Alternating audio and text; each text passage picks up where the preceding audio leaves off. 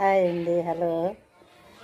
మా అమ్మాయి వీడియో చూసి కాకి వీడియో చూసి మా హైదరాబాద్లో కాకులు లేవమ్మా అని చెప్పానండి. వెతుక్కుంటే ఏది కూడాను వెతకండి, వెతికితే ఏది దొరకండి లేదమ్మా. మా ఇంటి దగ్గర నుంచి పంపిస్తాను. 6 నెలలకు ఒకసారి వలస వెళ్తాయండి కాకులు, వెళ్ళుంటాయి. ఈరోజు తుఫాను ఆగిందని చెప్పేసి నేను సంతోషంతో అరటికాయ వేపుడు, దోసకాయ పచ్చడి, పప్పు నెయ్యి వేసుకొని మీకోసం తింటున్నానండి. హ్యాపీగా తినాలనిపించింది, తింటున్నాను. అరటికాయ వేపుడు మాత్రం చాలా టేస్ట్గా కుదిరింది. పప్పు కూడా బాగుంది. మంచిగా తినండి, మంచిగా ఫుడ్ తిని ఆరోగ్యం బాగా కాపాడుకోండి. కోరుకున్న నాళ్ళు చేసుకొని తినాలండి. పిల్లలు ఎక్కడెక్కడో దూరాలు ఉంటారు, వాళ్ళని బాధ పెట్టకూడదండి.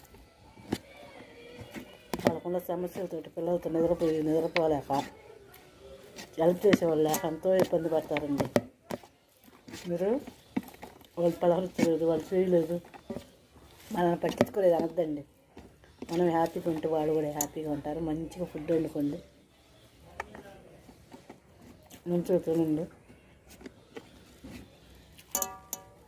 చిన్న చిన్న మొక్కలు ఒక్క మొక్క పెంచండి. ఎందుకంటే మన పిల్లలు మన దగ్గర ఉండరు.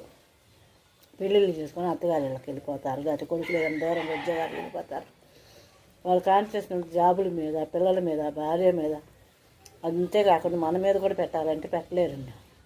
చిన్నపిల్లలుగా ఉన్నప్పుడు మన పిల్లలతో ఎంత హ్యాపీగా ఉంటాం మనం, వాళ్ళు కూడా అలా ఉండాలి కదా. అయితే 5 బెండ మొక్కలు పెట్టానండి నేను. 4 కేజీలు బెండకాయలు వచ్చినాయండి. మొక్క పెట్టి 2 ఆకు, 3 ఆకు, 4 ఆకు తేగ వచ్చిన దగ్గర నుంచి దాన్ని చూసుకుంటూ అది పూత వచ్చి కాయలు వస్తుంటండి, ఎంత ఆనందంగా ఉందో.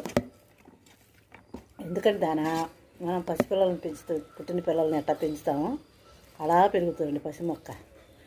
ఆ మొక్కను చూసుకుంటా ఉంటే మన పిల్లలు చిన్నప్పుడు ఎలా ఉన్నారా అని మన పిల్లలు గుర్తు రావాలండి.